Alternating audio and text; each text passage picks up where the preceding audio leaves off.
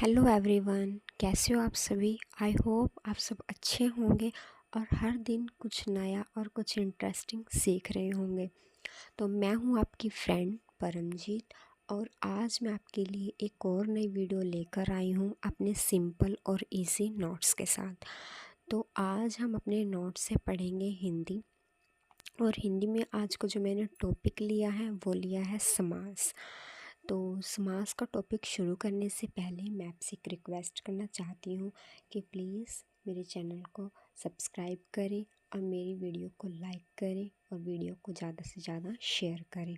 और जो स्टूडेंट्स मेरे साथ नए जुड़ रहे हैं प्लीज़ मुझे सपोर्ट करें, मेरे चैनल को सब्सक्राइब करें। तो चलिए वीडियो शुरू करते हैं। तो चलिए देखते हैं समास होता क्या है। समास होता है कि जो दो शब्दों को जोड़ते हैं उससे जो नया शब्द बनता है उसे हम बोलते हैं समास।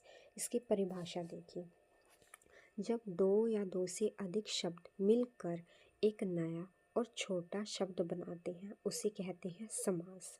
ठीक है, समास का अर्थ है स्पेक्ष करना, यानी लंबे वाक्यों को छोटा और सरगर्भित बनाना। समास से भाषा सरल, प्रभावशाली और सुंदर हो जाती है। ठीक है, जैसे उदाहरण, जैसे राजा का घर, तो इसको हम जॉइंट करेंगे तो क्या नया शब्द बनेगा, राजघर। दूध से बनी खीर, क्या बन गई, दूध खीर। ठीक है, समास के भेद यानी टाइप्स। ठीक है, फर्स्ट है इसका अव्ययभावी समास। इस समास में पहला शब्द मतलब कि जो पहला शब्द होगा, जैसे दो शब्दों का मेल हमारा क्या बोलते हैं, हम उसे समास कहलाता है। इसमें इस समास में जो पहला शब्द हमेशा अव्यय होता है, जैसे बिना, ऊपर, प्रति आदि। ठीक है, यहाँ पूरे अर्थ का केंद्र वही अव्यय होता है। इसका प्रयोग तब होता है जब किसी क्रिया या स्थिति को जोर देकर बताना हो। जैसे उदाहरण, बिना कारण क्या बन गया, निरर्थक। प्रतिदिन, प्रतिदिन। ऊपर से क्या बन गया, ऊपरी, ऊपरी। ठीक है, सेकंड देखिए, द्वंद्व समास। द्वंद्व समास होते हैं मतलब कि इस समास में दोनों शब्द का महत्व बराबर होता है। द्वंद्व मैंने क्या होता है, द्वंद्व मैंने वो होती है ना एक टक्कर बोलते हैं हम जिसे, बराबर होती है। ठीक है, ठीक है, इसका अर्थ देखिए, इसका अर्थ दोनों मिलकर एक भाव देते हैं। ठीक है, यानी एक को भी हटा दिया जाए तो दूसरा शब्द क्या हो गया, शून्य हो जाएगा, यानी वो अधूरा माना जाएगा। इसका प्रयोग अक्सर जोड़े में होने वाली चीज़ों को बताने के लिए होता है। उदाहरण, जैसे माता पिता, क्या बन गया, माता पिता। राधा कृष्ण, राधा कृष्ण।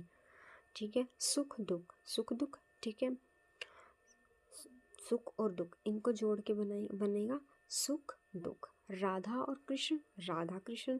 माता और पिता, माता पिता।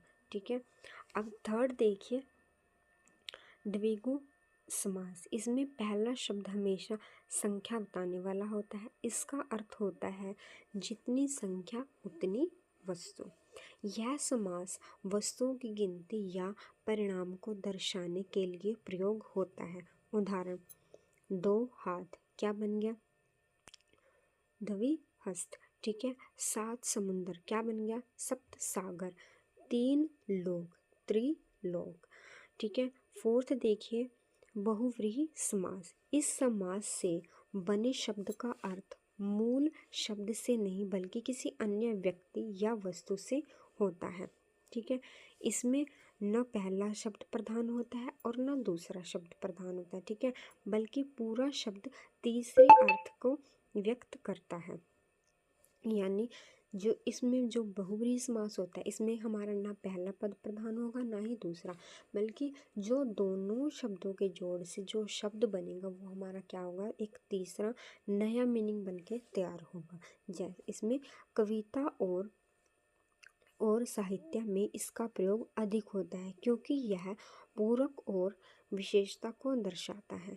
ठीक है, जैसे उदाहरण देखिए इसके, लाल आँख वाला, लाल नेत्र। ठीक है। यह शब्द आँख के लिए नहीं बल्कि उस व्यक्ति के लिए है जिसकी आँख लाल है, ठीक है। जिसके सिर पर चंद्र है, चंद्रशेखर, यह किसके लिए प्रयोग हुआ है? यह भगवान शिव के लिए है, ठीक है। नेक्स्ट देखिए, फिफ्थ जो हमारा है वो है तत्पुरुष समास। इसमें हमेशा दूसरा पद जो शब्द है वो प्रधान होता है। पहला शब्द केवल विशेषण शब्द या सहायक की तरह काम करता है। किसकी तरह काम करेगा? वो एक विशेषण या सिर्फ एक सहायक जैसे शब्द होते हैं या संबंध की तरह काम करता है। यह समास सबसे अधिक प्रयोग में आता है और इसके कई भेद हैं, जैसे कर्मधारय तत्पुरुष, जब विशेषण और संज्ञा मिलते हैं। उदाहरण नीला कमल, नील कमल। नेक्स्ट है द्वितीय तत्पुरुष, जब कर्म प्रधान होता है। उदाहरण देखिए, फल खाना, क्या हो गया? फल भोजन। षष्ठी तत्पुरुष, जब संबंध व्यक्त हो।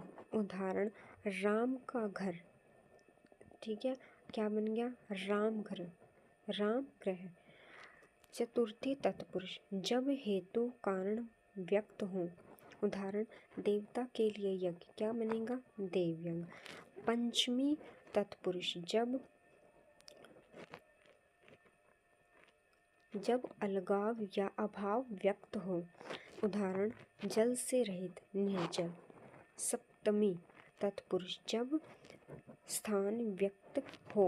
उदाहरण नगर में रहने वाला, नगर निवासी, ठीक है। अब देखिए समास की विशेषताएं। शब्द को संक्षिप्त और सरल बनाना, ठीक है। वाक्य को प्रभावशाली और संगठित करना, साहित्य और कविता में सौंदर्य बनाने के लिए अधिक प्रयोग होता है। आई होप आपको जो समास का जो टॉपिक है वो अच्छे से क्लियर हो गया होगा।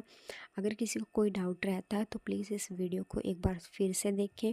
आपका जो थोड़ा बहुत डाउट रहता है वो आपका अच्छे से क्लियर हो गया होगा। अगर आपको प्लीज़ मेरी वीडियो पसंद आई तो प्लीज़ इसको लाइक करें, शेयर करें और मेरे चैनल को सब्सक्राइब करें। Thank you.